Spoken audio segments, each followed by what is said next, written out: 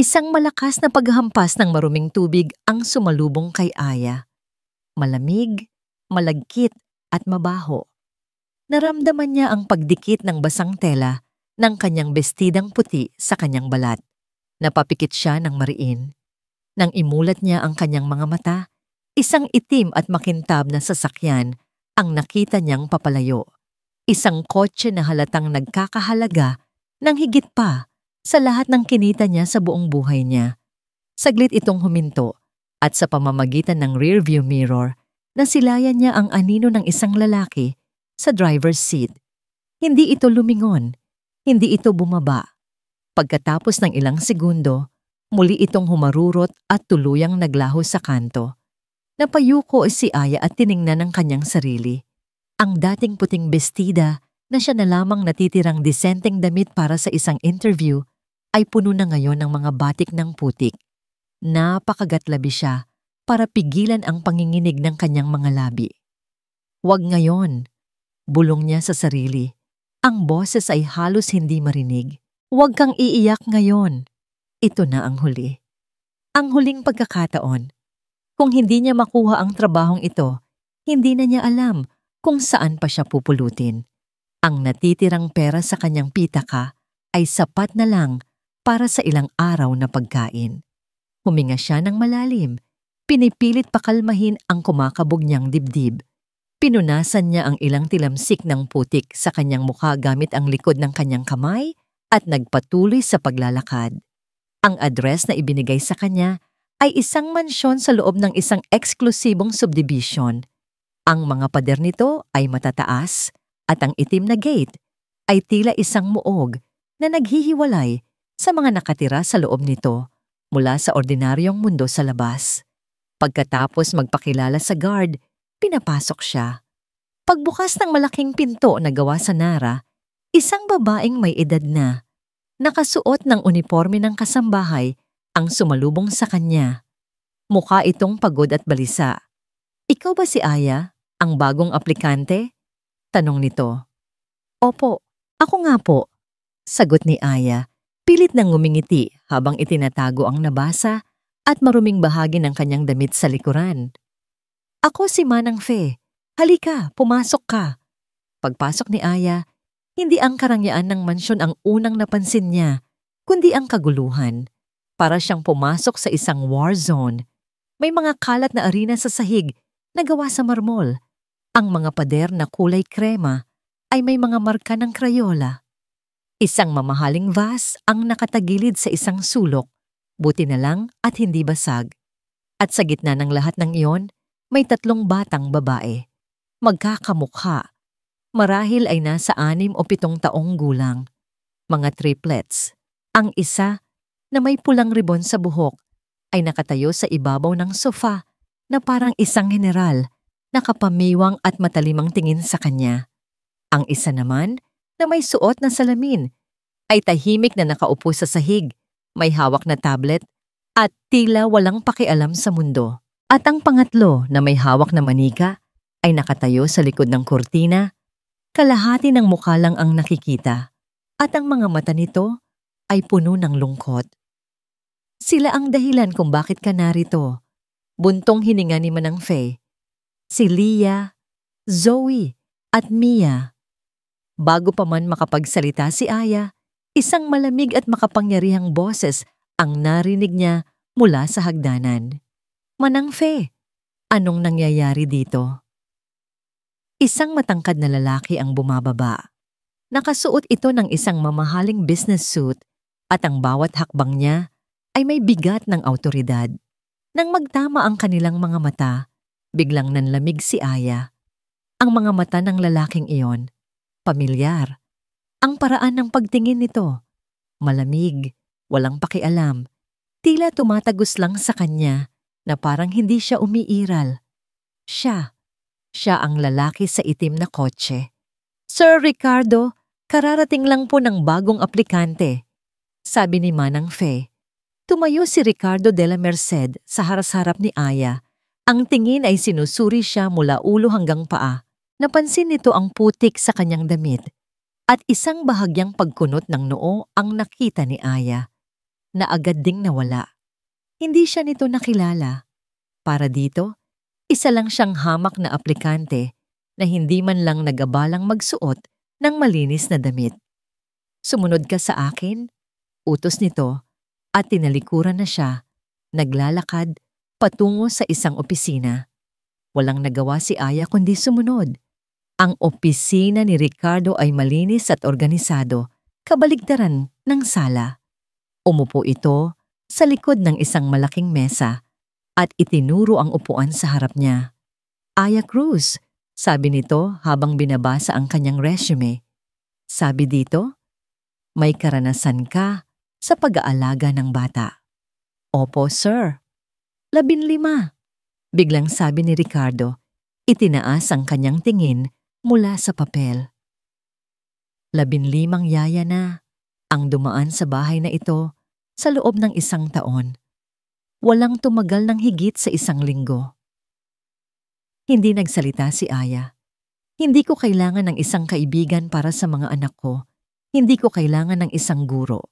Ang kailangan ko ay isang taong kayang kontrolin sila. Sabi nito, ang boses ay matigas at walang emosyon.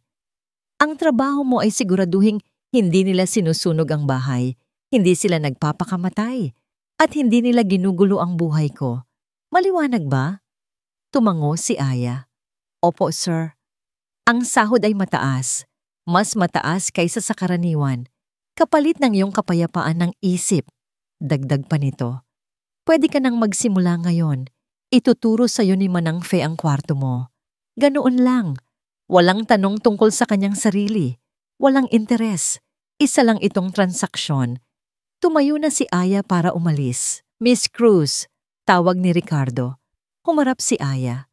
Sa susunod, kung mag-a-apply ka sa isang trabaho, siguraduhin mong malinis ang suot mo.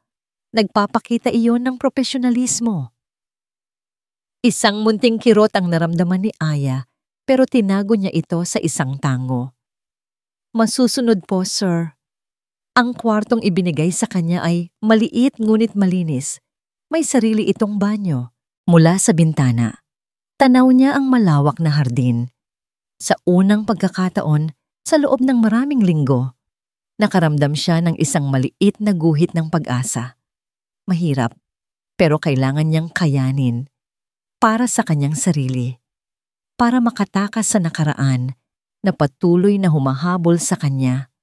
Nang gabing iyon, pagkatapos ng isang tahimik na hapunan kung saan hindi siya kinausap ng mga bata o ni Ricardo, pumasok si Aya sa kanyang kwarto. Umupo siya sa gilid ng kama, pinakikinggan ang pagpatak ng ulan sa labas. Bigla, sa gitna ng katahimikan, may narinig siyang isang mahinang tunog. Isang hikbi. Dahan-dahan siyang tumayo at lumabas ng kwarto. Sinundan niya ang tunog na nagmumula sa silid ng mga bata. Bahagyang nakaawang ang pinto. Sumilip siya sa loob. Doon, sa isang kama, nakita niya si Mia, ang batang may hawak na manika kanina. Nakatalikod ito at ang maliliit nitong balikat ay yumayanig sa bawat hikbi. Mahigpit nitong yakap-yakap ang isang naka-frame na litrato, isang larawan ng isang magandang babae, ang ina nila. Sa kabilang kama, nakaupo si Zoe, abala pa rin sa kanyang tablet, ngunit nakikita ni Aya ang tensyon sa kanyang mga balikat. At sa paanan ng kama ni Mia, nakatayo si Leah ang leader. Nakatingin ito ng diretso sa pinto, diresto sa kanya. Ang mga mata nito ay puno ng galit, ng lungkot, at ng isang babala. Umalis ka dito, bulong ni Leah. Ang boses ay mababa, ngunit puno ng bagsik na hindi mo aakalain sa isang bata. Hindi ka namin kailangan. Mula sa kanyang opisina, pinapanood ni Ricardo ang lahat. Ang kwartong ito, ang kanyang santuwaryo. Dito, kontrolado niya ang lahat. Ang mga numero sa stock market, ang mga kontrata na nagkakahalaga ng milyon-milyon ang takbo ng kanyang kumpanya. At sa isang malaking monitor sa gilid, ang live feed mula sa mga security camera na nakakalat sa buong pamamahay. Dito niya pinapanood ang pagbagsak ng bawat isang yaya na dumaan sa kanyang buhay. Ibinigay niya kay Aya ang 24 na oras. Kung malagpasan nito ang unang araw, isang himala na yon. Nakita niya sa screen ang bagong yaya na sinusubukang kausapin si Leah, pero tinalikuran lang siya nito. Nakita niya itong lumapit kay Mia, pero nagtago ito sa likod ng manika. At si Zoe, gaya ng dati, ay parang nasa sariling mundo kasama ang kanyang tablet. Isang pamilyar na senaryo, kabiguan. Napabuntong hininga si Ricardo at ibinalik ang atensyon sa kanyang trabaho.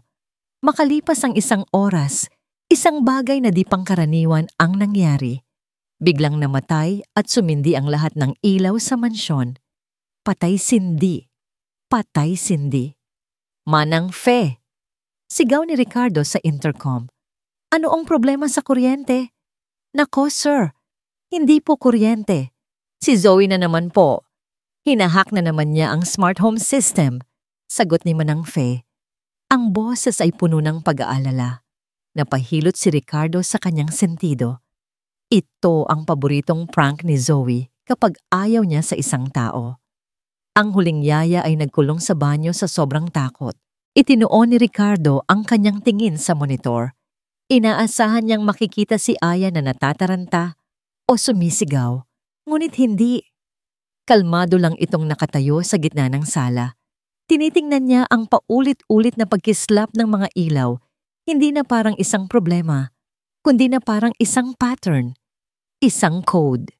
Pagkatapos ng ilang sandali, kinuha ni Aya ang cellphone mula sa kanyang bulsa, binuksan ang flashlight nito at itinutok sa kisame at nagsimula siyang mag-flash ng ilaw pabalik. Isang mahaba, 2 maikli, tapos 3 maikli.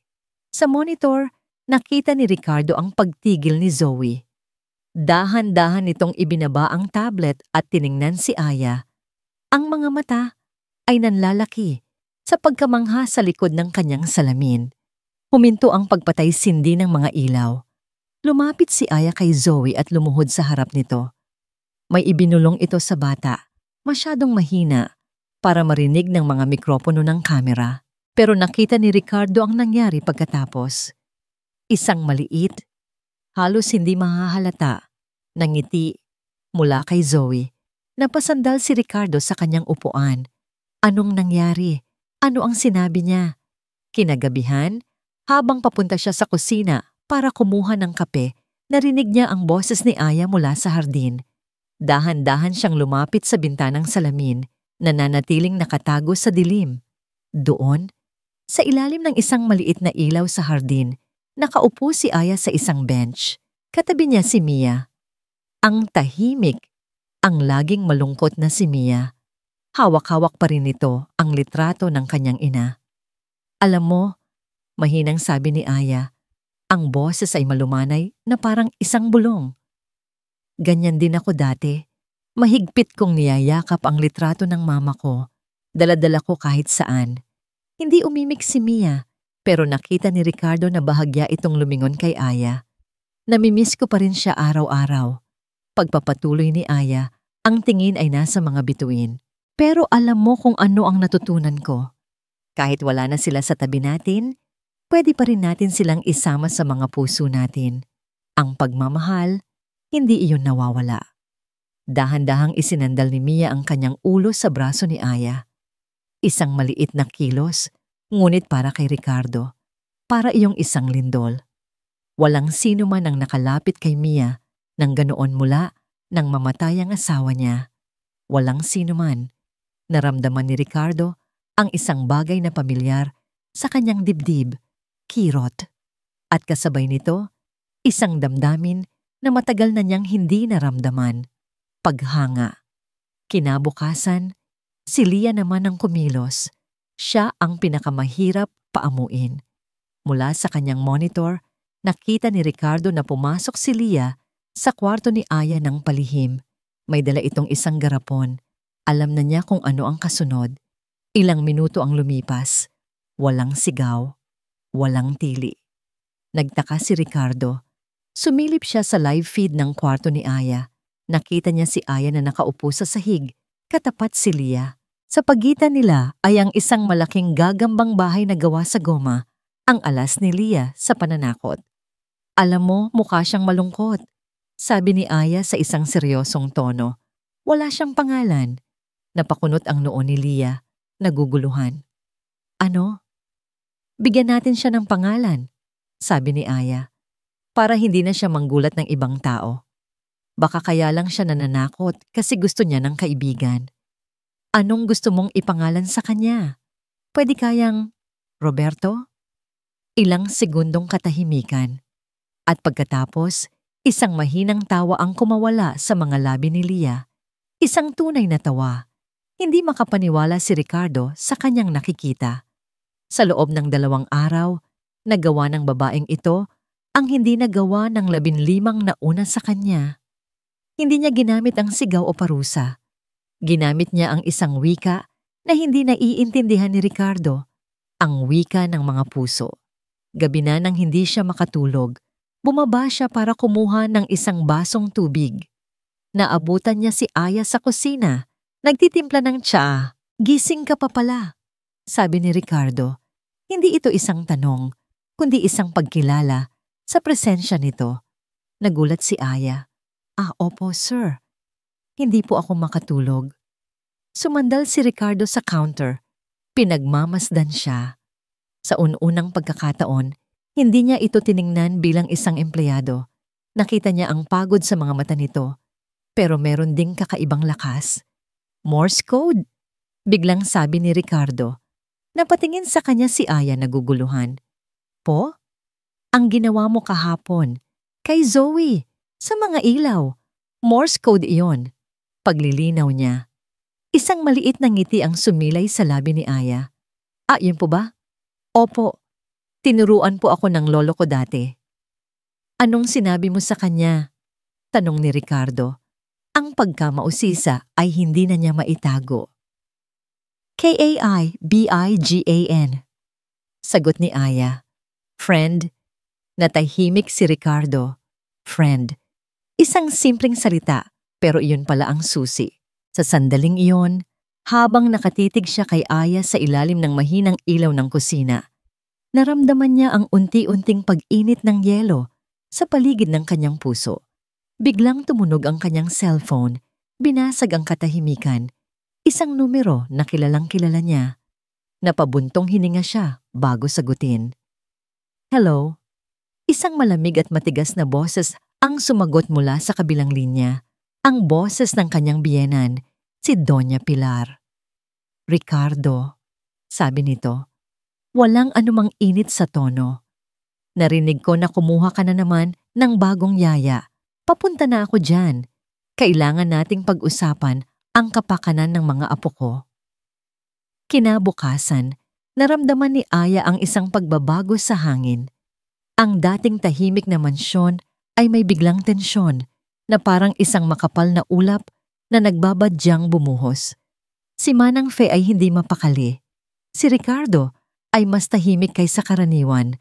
Ang panga ay laging matigas. May bisita po ba tayo, Manang? Tanong ni Aya habang tinutulungan itong maghanda ng merienda para sa mga bata. Napabuntong hininga si Manang Fe. Ang lola nila, ang ina ni Ma'am Clarice.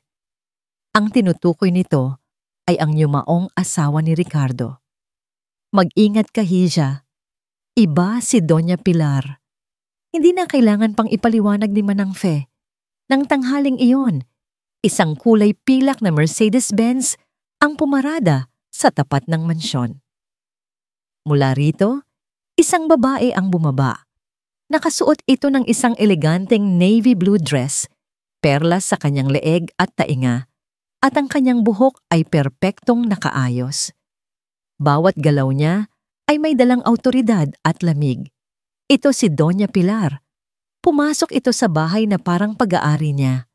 Ang kanyang mga mata ay matalas na sinuri ang bawat sulok at nang dumapo ang tingin niya kay Aya, naramdaman ni Aya na para siyang sinusukat mula ulo hanggang paa at hinuhusgahang kulang. Isang tingin lang at naramdaman ni Aya na isa siyang dumi sa isang malinis na sahig. So, ikaw ang bago? Sabi ni Doña Pilar. Ang boses ay kasing lamig ng kanyang mga mata. Hindi ito ngumiti. Magandang tanghali po. Ako po si Aya. Magalang niyang sagot. Hindi siya pinansin ni Doña Pilar. Nasaan ang mga apo ko? Tanong nito. Ang boses ay tumaas. Naghahanap kay Ricardo na pababa na mula sa hagdan. Mama! Bati ni Ricardo. Ang boses ay formal. Sa likod ni Aya nagtipon ang tatlong bata. Hindi sila lumapit para yakapin ang kanilang lola. Sa halip, dahan-dahan silang nagtago sa likuran niya. Naramdaman ni Aya ang paghawak ng maliliit na kamay sa kanyang damit. Napansin ito ni Doña Pilar at lalong tumalim ang kanyang tingin kay Aya. Nagdala ako ng mga regalo para sa mga prinsesa ko. Sabi ni Doña Pilar, ipinapakita ang malalaking paper bags na dala ng kanyang driver. Mayroon doong mga manika na mas malaki pa kay Mia, mga damit na halatang mamahalin, at ang pinakabagong gaming console. Ngunit walang sino man sa tatlo ang gumalaw. Nanatili lang silang nakakapit kay Aya. Ano ito, Ricardo? Anong itinuturo ng babaeng yan sa mga anak mo? Ang kawalang galang, singhal ni Doña Pilar. Mama, pagod lang ang mga bata, sagot ni Ricardo. Pilit na pinapakalma ang sitwasyon. Ang hapunan ng gabing iyon, ang pinakanakakapanindig, balahibong karansan ni Aya. Pinaupo siya ni Ricardo sa mesa kasama nila. Isang desisyon na halatang ikinagalit ni Doña Pilar. Bawat subo ni Aya ay parang may kasamang tinik. Ang bawat tunog ng kubyertos ay parang isang putok ng baril sa katahimikan. Kumusta na ang kumpanya, Ricardo? Simula ni Doña Pilar. Sana naman ay hindi mo ito pinababayaan.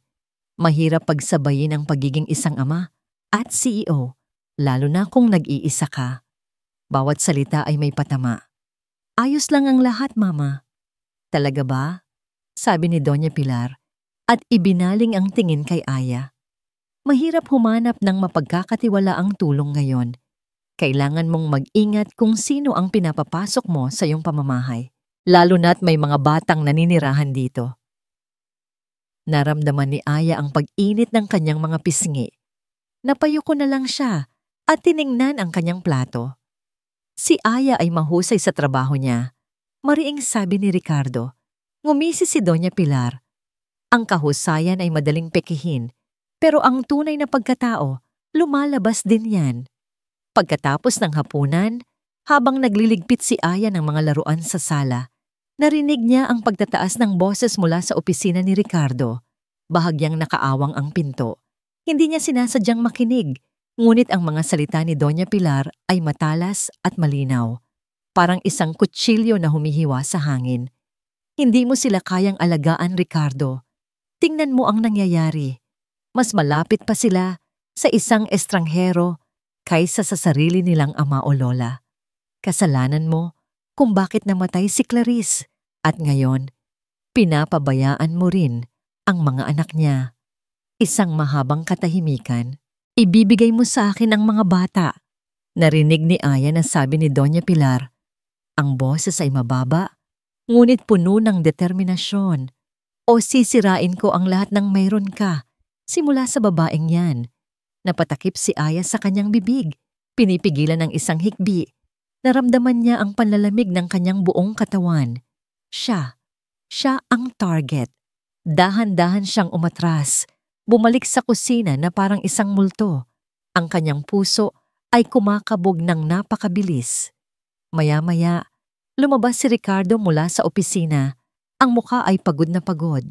Nakita niya si Aya na nakatayo malapit sa lababo. Nakatulala. Naglakad ito palapit sa kanya. Ang galit sa mga mata nito kanina ay napalitan ng isang bagay na hindi mabasa ni Aya. Marahil ay pag-aalala. Aya, sabi nito, ang boses ay pagod. Sir? Tinitigan siya nito ng diretso sa mata. Hindi siya titigil. Isang malamig na kaba ang gumapang sa likod ni Aya. Mas malamig pa kaysa sa tingin ni Doña Pilar. Mag-iimbestiga siya tungkol sa'yo. Yung hindi mapakali si Ricardo. Ang mga salita ni Doña Pilar ay umuulit sa kanyang isipan, isang banta na hindi niya maaaring baliwalain. Sisimulan ko sa babaeng yan. Kilala niya ang kanyang biyenan. Kapag sinabi nitong sisirain niya ang isang tao, gagawin niya iyon ng walang pag-aalinlangan. At si Aya, sa kabila ng lakas na ipinapakita nito, ay parang isang ibon na may basag na pakpak. Madali itong masisila. Kailangan niyang maunahan si Doña Pilar. Kailangan niyang malaman kung ano ang maaaring makita nito para maprotektahan niya si Aya. Iyon ang sinasabi niya sa kanyang sarili. Ito ay para protektahan si Aya. Ngunit sa kaibuturan ng kanyang puso, may isang maliit na tinig na nagsasabing may bahid din ito ng pagdududa. Kumuha siya ng isang private investigator, isang taong mapagkakatiwalaan, mabilis at diskreto. Sinabi niya sa sarili na isa lamang itong standard background check, isang bagay na dapat ay ginawa na niya noon pa. Makalipas ang 2 araw, isang brown envelope ang iniabot sa kanya. Walang pangalan, walang marka. Binuksan niya ito sa loob ng kanyang opisina. Ang pinto ay nakasara. Habang binabasa niya ang mga nakasulat sa report, unti-unting nanlamig ang kanyang mga kamay. Ang report ay naglalaman ng mga katotohanang alam na niya. Ang pangalan ni Aya, ang kanyang kaarawan. Ngunit ang mga sumunod na detalye ang nagpabahala sa kanya. Walang permanenteng tirahan sa loob ng nakaraang 2 taon. Ang mga address na nakalista ay mga paupahang kwarto na tinirhan lang niya ng ilang buwan. Ang mga trabaho niya ay panandalian din. Waitress, sales lady, cashier. Walang tumagal ng higit sa 6 na buwan. At ang pinakamatindi sa lahat, isang police blotter, isang ulat mula sa isang maliit na probinsya. Ang pangalan ni Aya Cruz ay nakalista bilang complainant sa isang kaso ng slight physical injuries. Ang akusado, isang lalaking nagngangalang Marco Reyes, nakalista bilang kanyang live-in partner. Ang kaso ay na-dismiss dahil hindi na muling sumipot si Aya sa mga sumunod na pagdinig. Napapikit si Ricardo. Pakiramdam niya ay may tumutusok sa kanyang dibdib. Isang bahagi niya ay nakakaramdam ng pagkadismaya. Isang bahagi ang nakakaramdam na parang pinagtaksilan siya. Kinagabihan, hinarap niya si Aya. Hinintay niyang makatulog ang mga bata. Natagpuan niya itong nag-aayos ng mga libro sa maliit na library. Aya, tawag niya. Pilit na pinapakalma ang kanyang boses. Lumingon ito. Isang matamis na ngiti ang sumilay sa kanyang mga labi. Ngunit nang makita nito ang seryosong mukha ni Ricardo, agad na naglaho ang ngiti. Sir, may problema po ba? Umupo ka muna, sabi niya. Itinuturo ang isang silya. Umupo si Aya, ang mga kamay ay nanginginig sa kanyang kandungan. May gusto lang akong linawin, simula ni Ricardo. Itong trabahong ito, mahalaga sa akin ang kaligtasan ng mga anak ko. Kaya kailangan kong malaman, mayroon ba akong dapat malaman tungkol sa nakaraan mo? Biglang namutla si Aya. Ang mga mata niya ay napuno ng isang takot na hindi pa nakikita ni Ricardo dati. Wala po, sir. Naging mahirap lang po ang buhay. Ang report ng pulis sa probinsya ninyo, diretsong sabi ni Ricardo. Marco Reyes, sino siya? Sa pagbanggit ng pangalang iyon, para siyang nakakita ng isang multo. Napayuko si Aya umiiwas sa kanyang tingin. Sir, matagal na po iyon. Wala na po iyon. Pero ano yon, Aya? Giit niya. Ang boses ay bahagyang tumaas. Bakit hindi mo sinabi sa akin? Hindi po mahalaga. Bulong nito. Ang boses ay nanginginig. Ang mga mailap na sagot nito, ang takot sa mga mata nito, lahat ay nagpatibay sa mga pagdududa sa isipan ni Ricardo. Bago pa man siya makapagsalita muli, isang sigaw ang narinig nila mula sa itaas. Si Mia. Sabay silang napatakbo paakyat. Naabutan nilang umiiyak si Mia sa kanyang kama. Ang noo ay mainit na mainit kapag hinawakan. Nilalagnat ito ng mataas. Sa isang iglap, nawala ang tensyon sa pagitan nila. Ang tanging mahalaga ay si Mia. Buong magdamag, hindi sila umalis sa tabi ng bata. Si Ricardo ang tumawag sa doktor. Si Aya naman, na may hindi mapapantayang pasensya, ang nagpunas kay Mia ng maligamgam na tubig, ang kumanta ng mga lulabay, at ang bumulong ng mga masasayang kwento hanggang sa mahimbing na muling nakatulog ang bata. Sa gitna ng madaling araw, habang nakaupo sila sa magkabilang gilid ng kama ni Mia, pinanood ni Ricardo si Aya. Pinanood niya kung paano nito hinahaplos ang buhok ng kanyang anak nang may pagmamahal na parang tunay na ina. Nakita niya ang sinseridad sa bawat kilos nito, ang pag-aalala sa mga mata nito na hindi maaaring pikehin. Sa sandaling iyon, nawala ang CEO na si Ricardo de la Merced, ang amo na nagdududa. Ang natira ay isang ama, isang lalaki na puno ng pasasalamat sa babaeng nasa harap niya. Naramdaman niya ang isang matinding hiya sa paraan ng pagharap niya dito kanina sa library. Ang mga papel sa loob ng brown envelope ay nagsasabi ng isang kwento ng kaguluhan at pagtakas. Ngunit ang babaeng ito, na walang tulog at pagod na nag-aalaga sa kanyang anak, ay nagsasabi ng ibang kwento. Isang kwento ng kabutihan at malasakit.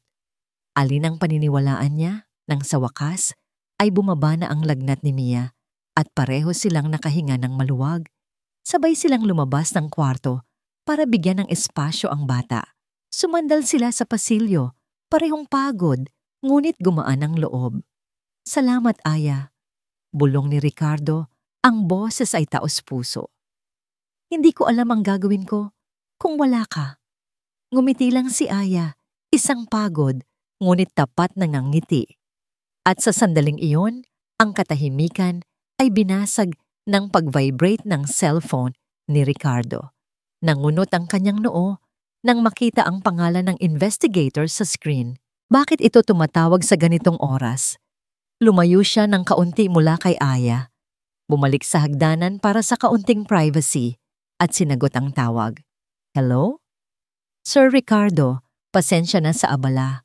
Sabi ng boses sa kabilang linya. Pero may importante akong kailangang sabihin. Habang nakikinig si Ricardo, ang kanyang mga mata ay nakatuon kay Aya na sumisilip pabalik sa kwarto ni Mia. Tinitiyak na mahimbing ang tulog nito. Nakikita niya ang lambot sa kilos nito, ang tunay na pag-aalala. Ngunit ang mga salitang naririnig niya sa telepono ay nagpipinta ng ibang larawan. Isang madilim at mapanganib na mundo na hindi niya maintindihan. Isang mundong kinasangkutan ni Aya. Ang kanyang mukha ay unti-unting nawalan ng kulay. Ang kaninang gumaan na pakiramdam ay napalitan ng isang mabigat na kaba. Ang huling mga salita ng investigador ang tumatak sa kanyang isipan na parang isang malamig at matulis na bakal. Sir, may bago akong nalaman tungkol sa ex-boyfriend niya. Mukhang hindi lang simpleng away ang nangyari. Mapanganib siyang tao. Sa mga sumunod na araw, naramdaman ni Aya ang isang maliit at marupok na usbong ng pag-asa sa kanyang dibdib. Ang gabi ng lagnat ni Mia ay naging isang tulay. Mula noon, nakita niya ang isang bahagyang paglambot sa mga mata ni Ricardo, isang pag-aalala na higit pa sa isang amo sa kanyang empleyado. Ang mga bata ay unti-unti na ring bumibigay. Si Zoe ay nagpapakita na sa kanya ng mga bago niyang codes. Si Mia ay yumayakap na sa kanya bago matulog. Maging si Leah, ang pinakamatigas sa lahat, ay nagtanong isang araw kung pwede ba siyang tulungan ni Aya sa kanyang art project. Sa unang pagkakataon, mula nang tumakas siya mula sa kanyang nakaraan, naramdaman ni Aya na baka ito na. Baka ito na ang lugar kung saan maaari siyang magsimulang muli. Baka ito na ang pamilyang hindi niya kailanman naranasan. Ngunit ang pag-asang yon ay kasing rupok ng isang salamin. Isang hapon, habang naglalaro sila ng mga bata sa hardin, muling dumating ang kulay pilak na Mercedes-Benz. Bumaba si Doña Pilar. Ngunit ngayon, mayroon itong kakaibang ngiti sa kanyang mga labi. Isang ngiti ng tagumpay, Isang nangiti na nagpadala ng malamig na kaba sa buong katawan ni Aya. "Ricardo!" Tawag nito mula sa pinto. "May kailangan kang makita." Nakita ni Aya kung paano nagbago ang mukha ni Ricardo. Pumasok ito sa loob, sumunod kay Doña Pilar patungo sa opisina. Ang pinto ay isinara ng may bigat. Nagpatuloy si Aya sa pakikipaglaro sa mga bata, ngunit ang kanyang mga mata ay laging napapatingin sa bintana ng opisina. Hindi niya marinig ang usapan, ngunit nararamdaman niya ang bigat nito. Ang tensyon ay bumalik, mas masahol pa kaysa dati.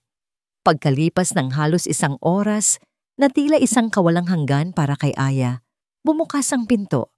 Lumabas si Doña Pilar, ang nangiti ay mas lalong lumawak. Tumingin ito ng diretso kay Aya. Isang tingin na puno ng pagwawagi, bago ito tuluyang umalis. Sumunod na lumabas si Ricardo. Nakatayo lang ito sa may pintuan ng sala. Pinapanood sila sa hardin. Pinapanood nito ang pagtawa ni Lia, ang pagtakbo ni Zoe, ang pagyakap ni Mia kay Aya. Ang mukha nito ay blangko, ngunit ang mga mata nito ay puno ng isang sakit na hindi maintindihan ni Aya.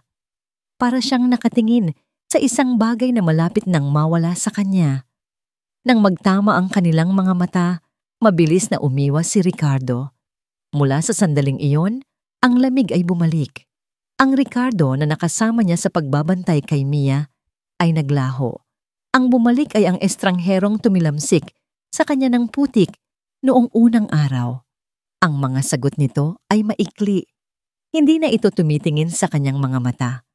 Ang mansyon ay muling binalot ng isang nakakabinging katahimikan. Alam ni Aya na may mali.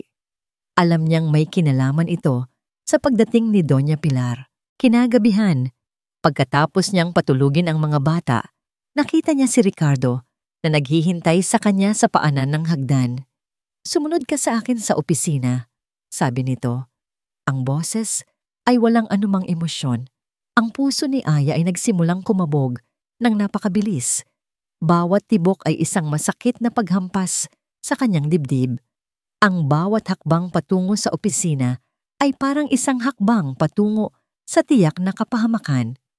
Pagpasok niya, nakita niya itong nakatayo sa likod ng kanyang mesa. Umiiwas pa rin ito ng tingin.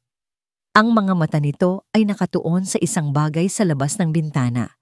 Sa ibabaw ng mesa, may isang makapal na puting envelope. "Sir?" Nanginginig na tanong ni Aya. Hindi pa rin ito tumitingin sa kanya. Ang katahimikan ay mabigat, nakakasakal. Naisip ni Aya ang mga bata, ang kanilang mga ngiti, ang pag-asang nagsimulang mabuo sa kanyang puso. Nang sa wakas ay nagsalita si Ricardo, ang boses nito ay kasing lamig at kasing tigas ng yelo. Isang boses na hindi niya kailanman inakalang maririnig mula rito muli. "Salamat sa serbisyo mo, Aya, pero hanggang dito na lang." Naramdaman ni Aya na parang huminto ang pag-ikot ng mundo. "Ano po?" Itinulak ni Ricardo ang envelope sa ibabaw ng mesa, palapit sa kanya. "Bonus mo. Sapat na yan para makapagsimula ka ulit sa ibang lugar." Ang mga salitang yon ay tumama sa kanya na parang isang sampal. Napatingin siya sa mukha nito, naghahanap ng kahit anong paliwanag, kahit anong emosyon, pero wala. Isang blangkong pader. Bakit po? May nagawa po ba akong mali?" Nanginginig niyang tanong. Ang mga luha ay nagsisimula nang mamuo sa kanyang mga mata. Sa wakas, tumingin ito sa kanya. Ngunit ang mga mata nito ay mata ng isang estranghero. Malamig, malayo, walang awa. "You're fired." Umalis si Aya. At kasabay ng kanyang pag-alis, umalis din ang buhay sa mansyon ng mga De La Merced.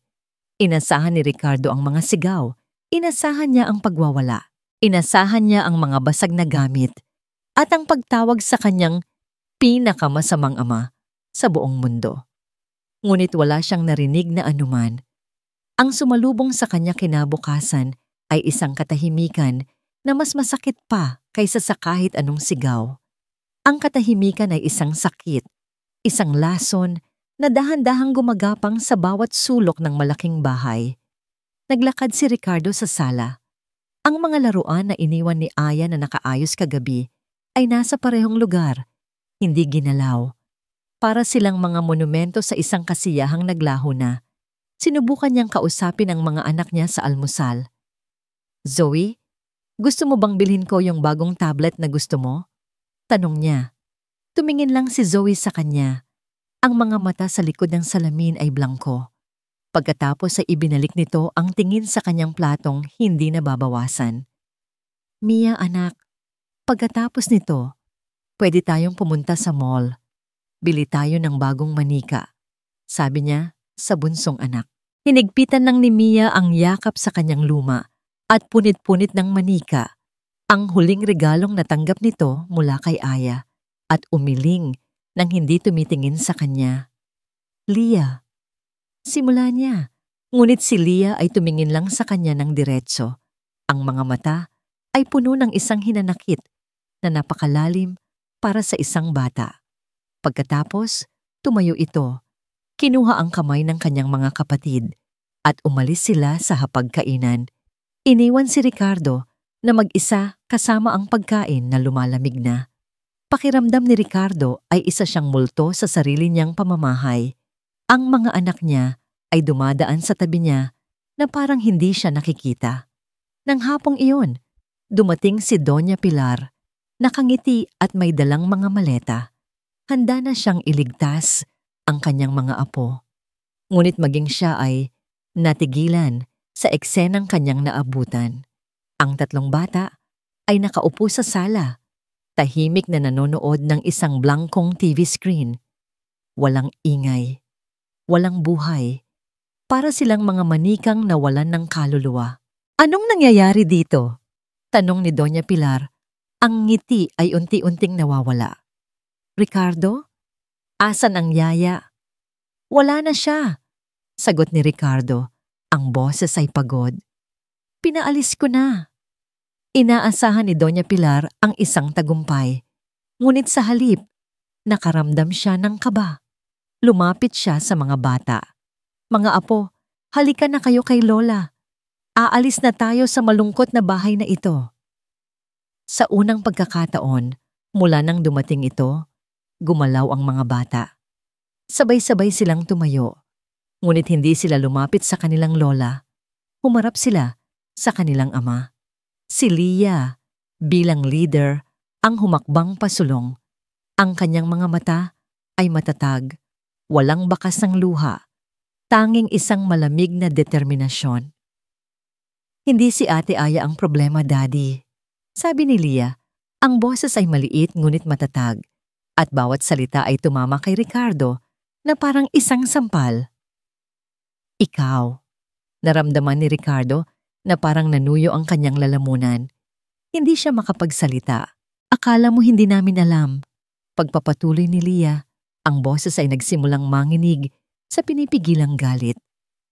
Akala mo hindi namin nakikita na mas masaya kami kapag nandyan siya. Na mas masaya ka kapag nandyan siya.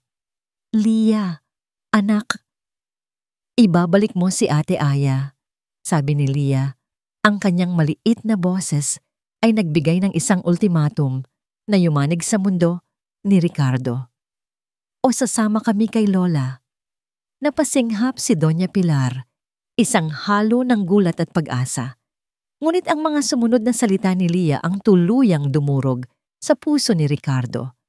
Dahil kahit si Lola, mas kinakausap kami kaysa sayo. Pagkatapos noon, tinalikuran na nila siya. Tatlong maliliit na anino na sabay-sabay na umakyat sa hagdanan, nag-iwan ng isang nakabibinging katahimikan at isang lalaking ganap na wasak. Napaatras si Ricardo na parang nasuntok. Napasandal siya sa pader para suportahan ang sarili. Ang mga salita ni Lia ay umuulit sa kanyang isipan. Isang kutsilyong paulit-ulit na isinasaksak sa kanyang dibdib. Ikaw ang problema. Ikaw. Naglakad siya na parang isang lasing, pabalik sa kanyang opisina. Ang kanyang kaharian na ngayon ay tila isang kulungan. Isinara niya ang pinto. Ang kanyang mga mata ay napadako sa isang litrato sa kanyang mesa. Isang litrato ng kanyang yumaong asawa, si Clarice, nakangiti ng napakatamis. Ang nangiting hindi na niya muling nakita sa mga huling araw nito. Naalala niya ang kanilang huling pag-aaway, ang mga masasakit na salitang binitawan niya, ang galit sa mga mata nito bago ito umalis ng bahay, umiiyak. Ang parehong takot, ang parehong duwag na pag-iisip, ang parehong paraan ng pagtataboy sa mga taong nagmamahal sa kanya. Itinaboy niya si Clarice at ngayon, itinaboy niya si Aya. At sa proseso, itinaboy na rin niya ang kanyang mga anak. Napasubsob si Ricardo sa kanyang mesa. Ang pader na binuo niya sa paligid ng kanyang puso sa loob ng maraming taon ay tuluyang gumuho. Ang sakit, ang pagsisisi, at ang kalungkutan na matagal na niyang itinatago ay bumuhos na parang isang rumaragasang ilog. At sa unang pagkakataon, mula nang mamatay ang kanyang asawa, humagulgol si Ricardo de la Merced na parang isang batang nawawala. Ang mga luhang yon ay hindi lang para sa kasalukuyan. Ang bawat patak ay para sa mga taon ng pagsisisi na kinimkim niya, para sa mga salitang hindi niya nasabi, at para sa isang kasalanan na lihim niyang pinasan mag-isa. Ang nangiti sa litrato ni Clarice, hindi iyon ang huling nangiting nakita niya sa kanya. Ang huli niyang nakita ay mga matang puno ng luha at pagkabigo. Ang alaala ay bumalik sa kanya ng malinaw na parang kahapon lang nangyari. Nasa loob sila ng kanilang kwarto, isang gabi katulad ng maraming gabi na umuwi siyang pagod mula sa trabaho. Nag-aaway sila. "Palagi ka na lang wala, Ricardo?" Sigaw ni Clarice, ang boses ay basag. "Ang mga anak mo, hindi ka nakilala." Nagdiriwang sila ng kaarawan kasama ang mga yaya. Nagkakasakit sila, hinahanap ka. Pero nasaan ka? Nasa board meeting. "Nagtatrabaho ako, Clarice." Sagot niya, ang pagod ay napalitan ng inis. "Para kanino ba to? Para sa inyo. Para mabigay ko sa inyo ang buhay na ito." "Hindi namin kailangan ng pera mo, Ricardo. Hindi namin kailangan ng mansyon na ito." Humagulgol si Clarice, itinuturo ang paligid. "Ang kailangan namin, ikaw. Ang kailangan nila, ang ama nila. Pagod na ako, Ricardo. Pagod na akong mag-isa." Isang matinding sakit ang gumuhit sa kanyang dibdib, ngunit tinakpan niya ito ng galit, ang pride. Nang makita ni Clarice ang malamig na pader sa kanyang mga mata, isang mapait na tawa ang kumawala sa kanya. Siguro nga, baka mas mabuti kung mawala na lang ako. At sa gitna ng kanyang galit at pagkapagod, binitawan ni Ricardo ang mga salitang habang buhay niyang pagsisisihan. "Di umalis ka." Nakita niya ang gulat at sakit sa mga mata ng kanyang asawa bago ito tuluyang tumalikod. Kinuha ang susi ng kotse at humarurot palabas ng kanilang bahay. Iyon na ang huling beses na nakita niya itong buhay. Ang hikbi ni Ricardo ay naging isang sigaw ng sakit sa loob ng kanyang opisina. Iyon ang kasalanan niya. Hindi ang aksidente ang pumatay sa kanyang asawa. Siya. Ang mga salita niya, ang lamig ng puso niya. At ngayon, inulit niya ito. Dumating si Aya, isang sinag ng liwanag sa madilim nilang mundo. Pinatawa niya ang kanyang mga anak. Ginamot niya ang kanilang mga puso at sinimulan niyang tunawin ang yelo sa paligid ng puso niya. Ngunit nang dumating ang pagsubok, nang kailangan niyang pumili, ano ang ginawa niya? Pinili niya ang takot. Pinili niya ang kaduwagan. Itinaboy niya ang liwanag tulad ng pagtaboy niya kay Clarice noon. Pinili niyang sirain ang sarili niyang pamilya para lang mapanatili ang isang pekeng kapayapaan. Dahan-dahang tumayo si Ricardo. Naglakad siya papunta sa isang malaking salamin sa gilid ng kanyang opisina. Tiningnan niya ang kanyang refleksyon, ang CEO ng De La Merced Corporation, isa sa mga pinakamakapangyarihang tao sa bansa. Ngunit ang nakita niya ay hindi isang makapangyarihang lalaki. Ang nakita niya ay isang duwag, isang lalaking nawalan ng asawa at muntik nang mawalan ng mga anak Dahil sa sarili niyang kahinaan, isang galit ang pumalit sa kanyang kalungkutan, isang determinasyon, hindi na muli. Kinuha niya ang kanyang cellphone at tinawagan ng investigador. Hanapin mo siya. Utos niya. Ang boses ay matigas na at puno ng awtoridad na ngayon lang niya nahanap para sa tamang dahilan. Hanapin mo si Aya Cruz. Ngayon din. Babayaran kita kahit magkano.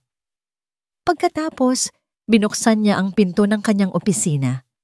Nakita niya ang kanyang 3 anak na nakaupo sa may hagdanan, magkakayakap, ang kanilang mga mukha ay puno ng lungkot. Hindi sila umalis para sumama sa kanilang lola. Hinihintay nila siya. Naglakad siya palapit sa kanila. Lumuhod siya sa kanilang harapan, kaya't magkakapantay na ang kanilang mga mata. Nakita niya ang gulat at takot sa kanilang mga mukha. Hindi siya humingi ng tawad. Hindi pa ito ang oras para doon. Sa ngayon, isang bagay lang ang kailangan nilang marinig. Isang pangako. Ibabalik ko siya. Mabilis niyang minaneho ang kanyang kotse, sinundan ng address na ibinigay sa kanya ng investigador. Isa itong maliit na karinderya sa isang masikip na kalye sa Maynila, malayo sa karangyaan ng kanilang subdibisyon, at nandoon siya. Nakita niya si Aya sa likod ng isang salaming bintana. Nakasuot ito ng isang simpleng t-shirt at apron. Nagpupunas ito ng mga mesa. Mukha itong pagod. Ang liwanag sa mga mata nito na una niyang nakita ay bahagyang nagdilim. Ngunit nandoon pa rin. Bumaba si Ricardo ng sasakyan. Bawat hakbang palapit sa pinto ng karinderya ay mas mabigat kaysa sa kahit anong business deal na hinarap niya. Ang kanyang puso ay kumakabog sa kanyang lalamunan. Itinulak niya ang pinto. Ang tunog ng maliit na kampana, sa itaas nito ang nagpalingon kay Aya. Nang magtama ang kanilang mga mata, nakita ni Ricardo ang lahat. Ang pagkagulat, ang sakit, ang pagtataka. Ang kanyang kamay na may hawak na basahan ay bahagyang nanginig. Hindi niya alam kung paano magsisimula. Walang salita ang sapat para punan ang sakit na idinulot niya. Kaya sinabi niya ang tanging mga salitang mahalaga, ang tanging mga salitang totoo sa sandaling iyon. Patawarin mo ako. Ang 2 salitang iyon ay nanatiling nakalutang sa hangin sa pagitan nila. Patawarin mo ako. Naramdaman ni Aya ang pagtulo ng isang butil ng luha sa kanyang pisngi. Ngunit hindi ito luha ng pagkaawa. Ito ay luha ng sakit. Umalis ka na, sir, sabi niya. Ang boses ay mahina ngunit matatag. Kinuha niya ang basahan at nagpatuloy sa pagpupunas ng mesa kahit wala namang dumi. Tapos na tayo. Hindi gumalaw si Ricardo. Aya, pakiusap. Makinig ka muna. Humarap si Aya sa kanya. Ang mga mata ay nag-aapoy sa hinanakit. Makinig? Sa alin, sir? Sa mga kasinungalingan? Pinaalis niyo ako nang walang anumang paliwanag. Itinapon niyo ako na parang basura. At ngayon, babalik kayo dito at hihingi ng tawad? Ganoon lang ba yon kadali para sa inyo? Hindi. Mabilis na sagot ni Ricardo, umiling-iling. Hindi madali. At alam kong wala akong karapatan na humingi ng tawad. Pero kailangan mong malaman ang dahilan. Ang dahilan? Tumawa si Aya ng mapait. Ang dahilan ay si Doña Pilar. Ang dahilan ay dahil isa lang akong hamak na yaya na may magulong nakaraan. Iyon ang dahilan. Oo, pag-amin ni Ricardo. At ang pag-amin na yon ang nagpatigil kay Aya. Oo, dahil kay Mama. Dahil sa mga sinabi niya. Dahil sa mga ebidensya na ipinakita niya sa akin. Pero hindi dahil naniwala ako sa kanya. Naglakad siya palapit, ngunit hindi masyadong malapit para hindi ito matakot. Pinaalis kita dahil duwag ako, Aya. Dahil natakot ako. Ang kanyang boses ay basag, puno ng isang sakit na ngayon lang narinig ni Aya. Natakot akong mawala sa akin ang mga anak ko. Pagpapatuloy niya. At sa takot ko, ginawa ko ang pinakamalaking pagkakamali. Itinaboy ko ang nag-iisang tao na nagbalik ng ngiti sa mga labi nila. Napatingin si Aya sa sahig, hindi makapagsalita. May nangyari sa asawa ko, si Clarice. Bulong ni Ricardo, at sa unang pagkakataon, ibinuhos niya ang lahat ng lason na matagal na niyang kinikimkim. Ikinuwento niya ang tungkol sa huli nilang pag-aaway, ang masasakit na salitang binitawan niya, at ang bigat ng pagsisisi na araw-araw niyang pinapasan. Ganoon din ang ginawa ko sa kanya, sabi ni Ricardo. Ang mga luha ay malayang dumadaloy sa kanyang mga pisngi. Itinaboy ko siya dahil sa takot, at itinaboy kita dahil sa parehong dahilan. Patawarin mo ako, Aya, hindi dahil sa akin, kundi dahil sa mga bata. Kailangan kanila. Huminga siya ng malalim. Hindi lang sila. Kailangan ka namin. Hindi bilang yaya, kundi bilang kailangan ka namin para mabuo ulit kami. Ang pader sa paligid ng puso ni Aya ay unti-unting gumuho. Ang galit ay napalitan ng pag-unawa, at ang pag-unawa ay napalitan ng habag. Nakita niya sa harap niya hindi ang isang makapangyarihang CEO, kundi isang sirang lalaki na sumusubok na pulutin ang mga piraso ng kanyang buhay. Tumango siya, dahan-dahan. Sige po, sir. Ang pagbabalik sa mansyon ay parang isang panaginip. Pagbukas pa lang ng pinto, ang tatlong bata na kanina'y tahimik na nakaupo sa may hagdanan ay sabay-sabay na napatayo. Ate Aya! Ang unang yumakap sa kanya ay si Mia. Isinubsob ang mukha sa kanyang baywang na parang doon na lang ulit ito makakahinga ng maluwag.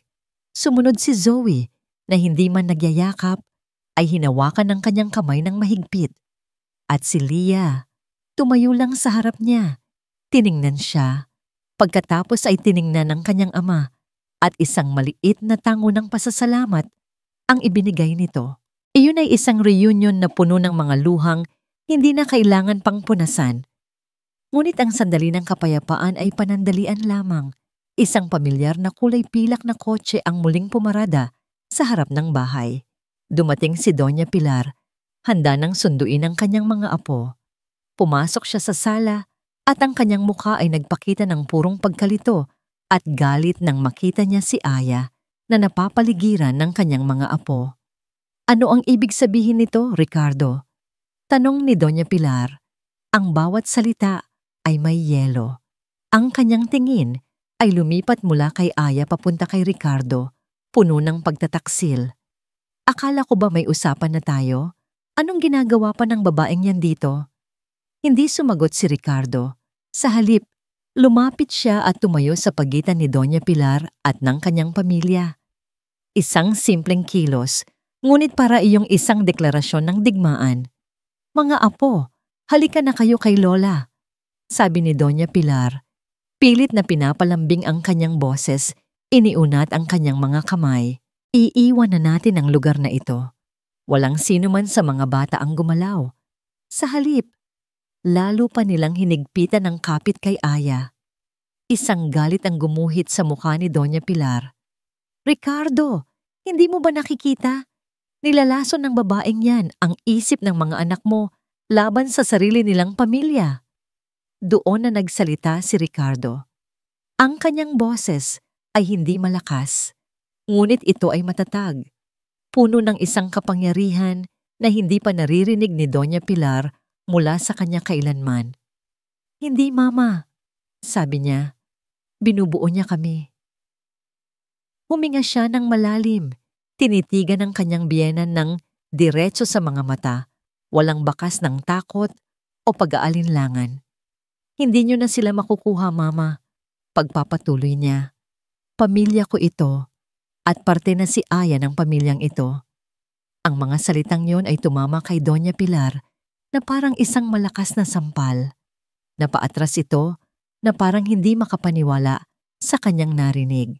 Tiningnan niya ang kanyang manugang, ang mga apo na nakakapit sa isang estranghero at naintindihan niya. Talo na siya. Ang kontrol na matagal na niyang hinawakan ay nawala na. Hindi na siya nagsalita pa. Tinalikuran niya sila. Ang kanyang mga balikat ay bahagyang bumagsak. Sa unang pagkakataon, mukha siyang talunan. Sumakay siya sa kanyang kotse at mabilis itong umalis. Nag-iwan ng alikabok at isang bagong katahimikan. Isang katahimikan na hindi nakakabingi, kundi mapayapa. Nilingon ni Ricardo si Aya. Ang kanilang mga mata ay nagtagpo sa gitna ng sala. Sa mga matang iyon, walang sinabi. Ngunit lahat ay naintindihan. Pasasalamat, pagpapatawad, at isang bagong simula. Ang mga sumunod na araw ay puno ng liwanag. Ang mansyon ay napuno ng tawanan sa unang pagkakataon sa loob ng maraming taon. Nagluto sila ng cookies sa kusina. Naglaro sila sa hardin. Nagbasa sila ng mga kwento bago matulog. Si Ricardo ay umuuwi na ng maaga mula sa opisina. Kumakain sila ng hapunan ng sabay-sabay, isang kumpletong pamilya. Isang gabi, habang nanonood sila ng isang animated movie sa sala, ang mga bata ay nakapalibot kay Aya sa sofa at si Ricardo ay nakaupo sa sahig, nakasandal. Masayang pinapanood ang kanyang pamilya. Naramdaman niya ang isang kaligayahan na napakalinis at dalisay. Ito iyon. Ito ang buhay na pinangarap ni Clarice para sa kanila. At sa wakas, natagpuan niya ito. Sa gitna ng isang masayang eksena sa pelikula, bahagyang nag-vibrate ang cellphone ni Aya na nasa ibabaw ng maliit na mesa. Kinuha niya ito, iniisip na baka si Manang Fe lang na nagpapaalala tungkol sa labada. Ngunit ang pangalan sa screen ay unknown number. Binuksan niya ang text message, isang pangungusap lang. Ngunit sapat na yon para maging yelo ang dugo sa kanyang mga ugat.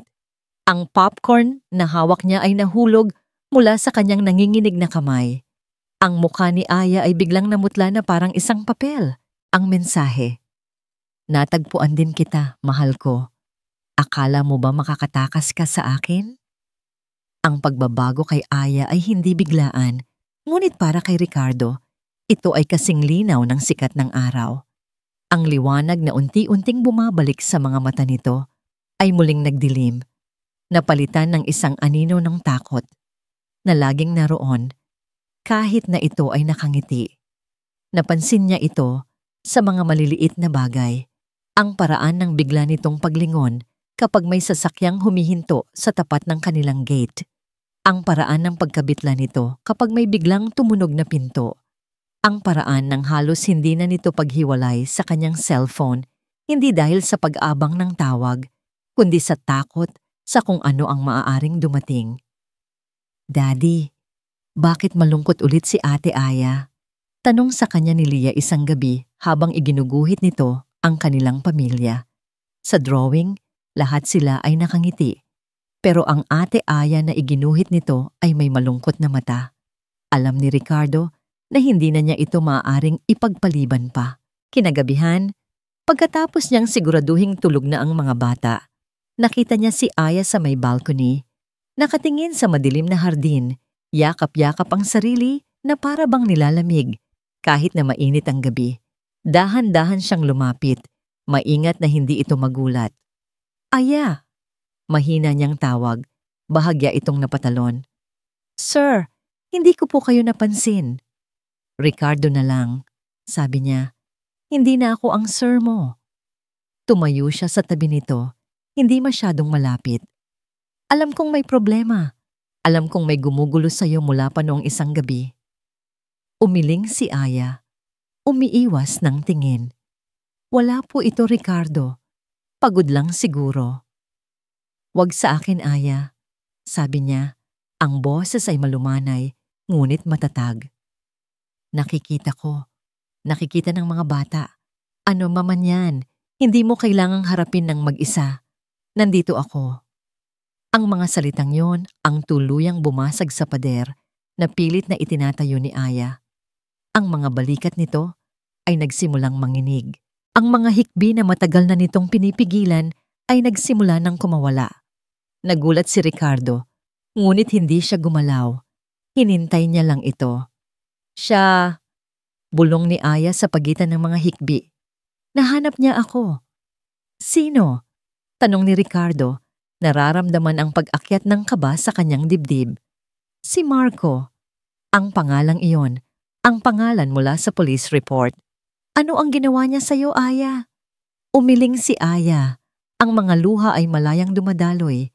Ikinuwento niya ang lahat. Hindi na lang ang mga pasa at ang mga sigaw. Ikinuwento niya ang takot. Ang paraan ng pagkontrol ni Marco sa bawat aspeto ng kanyang buhay. Ang paraan nito kung paano siya unti-unting sinisira mula sa loob. Hindi lang siya nananakit, Ricardo. Sabi niya, ang boses ay basag. Gusto niyang sirain ako, ang kaluluwa ko. Noong huling beses, akala ko mamamatay na ako. Kaya ako tumakas. Isang malamig na galit ang gumapang sa buong katawan ni Ricardo. Hindi ito galit kay Aya. Ito ay isang dalisay at nakakapasong galit para sa lalaking nagdulot ng ganitong takot sa babaeng nasa harap niya. Ang babaeng nagbalik ng buhay sa kanyang pamilya.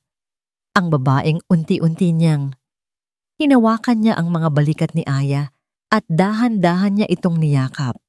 Sa una ay nanigas ito, ngunit kalaunan ay yumakap ito pabalik at doon na humagulgol ng malakas. Tapos na yon, Aya. Bulong niya sa buhok nito. Tapos na ang lahat ng yon. Hindi ka na niya masasaktan pa. Habang nandito ako, walang sino man ang mananakit sa'yo. Pangako. Hindi na siya nag-aksaya ng panahon. Kinabukasan, agad niyang tinawagan ang kanyang security consultant. Dinoble niya ang mga gwardiya sa gate. Nagpakabit siya ng mga karagdagang CCTV. Ginawa niya ang lahat ng maiisip niya para gawing isang kuta ang kanilang tahanan. Ngunit ang kalaban ay hindi palaging dumadaan sa pinto.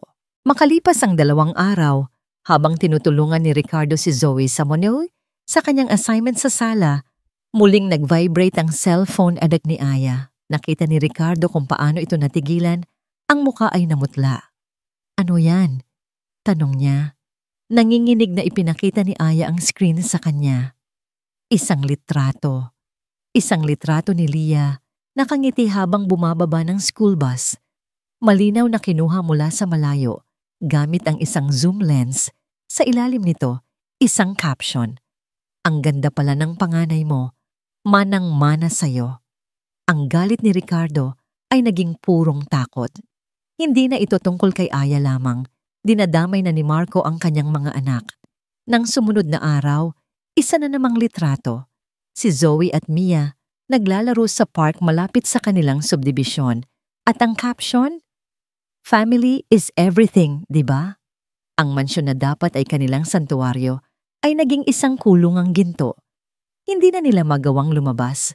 Ang takot ay naging isang permanenteng residente sa kanilang tahanan. Isang hapon, para maibsan ang tensyon, nagpasya silang maglaro na lang sa loob ng kanilang malawak na hardin. Ang mga guwardiya ay nasa labas. Sa loob ng matataas na pader, ligtas sila. Iyon ang inisip nila. Nagtatakbuhan sila, naghahabulan. Sa isang iglap na wala ang takot at napalitan ng tawanan, tinapik ni Ricardo ang isang bola palayo at sa kasamaang palad, gumulong ito ng mabilis. Dumaan sa bahagyang nakaawang na gate na pinasukan ng hardinero kanina at lumabas sa kalsada. Ako na ang kukuha. Sigaw ni Aya. Tumatawa pa. Masaya na muling makaramdam ng normalidad kahit sandali lang. Tumakbo siya palabas ng gate. Yumuko siya para kunin ang bola at pagtayo niya, isang itim na van ang biglang huminto sa tapat niya. Ang bintana sa passenger side ay dahan-dahang bumaba. Sa loob, isang lalaking may mapanganib na ngiti at mga matang puno ng dilim ang nakatingin sa kanya. Hello, Aya. Ang mundo ni Aya ay huminto. Ang tawanan mula sa hardin ay tila nagmula sa ibang mundo. Sa harap niya, ang bangungot na matagal na niyang tinatakasan ay nagkatawang tao. Si Marco. Ang ngiti nito ay kasing sama ng naaalala niya. Ang mga mata nito ay may parehong mapang-angking tingin. Akala mo ba talaga makakatago ka sa akin? Mahal ko? Sabi ni Marco. Ang boses ay malambing, ngunit may nakatagong lason. Sumama ka na sa akin. Uuwi na tayo. Biglang bumukas ang pinto ng van at sinubukan nitong hawakan ang braso ni Aya. Sa isang iglap, lahat ng alaala ng sakit at takot ay bumalik. Ngunit kasabay noon, isang bagong damdamin ang umusbong, isang damdamin na ipinunla ng pagmamahal at pagtitiwala na natagpuan niya sa pamilya de la Merced. Galit. Hindi na siya ang babaeng duwag na tumakas noon. Hindi! Sigaw ni Aya, malakas at buo, at buong lakas na hinampas ang kamay ni Marco palayo. Hindi na ako babalik sa'yo. Nagulat si Marco sa kanyang paglaban. Ang gulat ay mabilis na napalitan ng galit. Lumabas ito ng van at marahas na hinawakan ang braso ni Aya. Huwag kang magmatigas, Aya. Sasama ka sa akin sa ayaw at sa gusto mo. Bitiwan mo siya. Ang sigaw ay hindi nagmula kay Ricardo. Nagmula ito kay Lia. Nakita ni Aya ang tatlong bata na nakatayo sa may gate. Ang mga muka ay puno ng takot, ngunit mayroon ding determinasyon. Hindi sila tumakbo para magtago. Ang pagkagambala ay sapat na. Sinipa ni Aya si Marco sa tuhod ng buong lakas. Napasigaw ito sa sakit at nabitawan siya. Zoe, ngayon na! Sigaw ni Lia. Mabilis na kinuha ni Zoe ang kanyang tablet mula sa bulsa. Hindi niya ito iniiwan kahit kailan. At pinindot ang isang icon. Sa isang iglap, ang nakakabinging tunog ng car alarm ng van ni Marco ay umaling-awngaw sa buong subdivision. Sabay-sabay silang kumilos. Sumigaw si Lia ng malakas. Tulong! May kidnapper! Para makuha ang atensyon ng mga bahay sa paligid at ng mga gwardiya sa main gate. Mabilis namang tumakbo si Mia pabalik sa loob ng bahay, sumisigaw, Daddy, Daddy, si Ate Aya! Naiwan si Aya kaharap si Marco, na ngayon ay litong-lito at galit na galit dahil sa ingay at atensyon. Hindi na ako ang babaeng kilala mo, Marco. Sigaw ni Aya. Ang boses ay matatag, walang bakas ng takot. Hindi mo na ako masasaktan pa. Manahimik ka. Akmang sasampalin siya ni Marco. Ngunit isang malakas na kamay ang pumigil sa kanyang braso. Si Ricardo. Ang mga mata ni Ricardo ay nag-aapoy sa isang galit na hindi pa nakikita ni Aya kailanman. Huwag na huwag mong susubukang hawakan siya. Sinubukang sumuntok ni Marco, ngunit mas mabilis si Ricardo. Sinalag niya ito at itinulak si Marco palayo, kaya't napaupo ito sa kalsada. Sa parehong sandali, dumating na ang mga security guard ng subdivision na naalarma sa sigaw at ingay. Tapos na ang laban. Habang pinupusasa ng mga gwardiya si Marco, tumakbo si Ricardo kay Aya. Hinawakan niya ang mukha nito, ang mga mata ay sinusuri kung mayroon itong anumang galos. Okay ka lang? Sinaktan ka ba niya? Umiling si Aya. Ang mga luha ay dumaloy na. Ngunit ngayon, ito ay mga luha ng ginhawa. Okay lang ako. Ang tatlong bata ay tumakbo palapit sa kanila. Niyakap nila si Aya at niyakap din sila ni Aya pabalik. Sa gitna ng kalsada, sa harap ng isang talunang kontrabida, 5 tao ang nagyakapan na parang iisang katawan.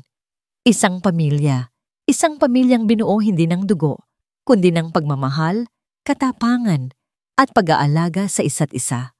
Makalipas ang ilang buwan, ang hardin ng mansyon ay puno na ng mga bulaklak. Ang tawanan ay naging pang-araw-araw na musika sa kanilang tahanan. Si Doña Pilar, bagamat hindi pa rin nila kasundo, ay tumigil na sa panggugulo. Marahil ay nakita na rin sa wakas ang tunay na kaligayahan ng kanyang mga apo.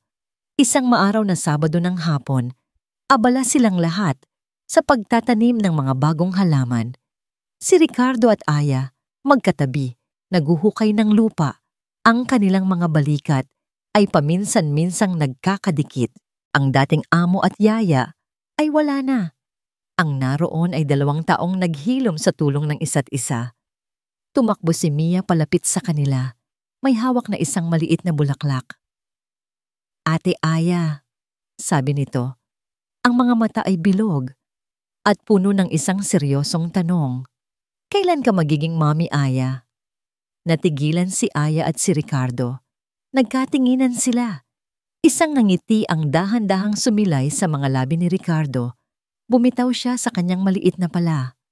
Lumuhod siya sa harap ni Aya sa ibabaw ng malambot na lupa, hindi alintana ang dumi. Mula sa kanyang bulsa, kinuha niya ang isang maliit na kahon. Iyon din ang tanong ko sa kanya, Mia, sabi ni Ricardo. Ang mga mata ay nakatitig lamang kay Aya, puno ng pagmamahal at pangako. Aya Cruz, papayag ka bang maging mami, Aya? At maging asawa ko?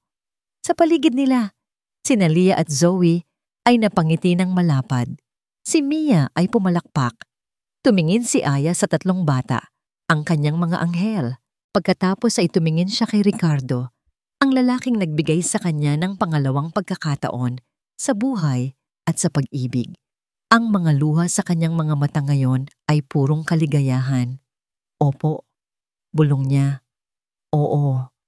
At sa hardin na yon, kung saan nagsimula ang kanilang paghilom, ang isang bagong kabanata ng kanilang buhay bilang isang tunay at buong pamilya ay nagsimula na.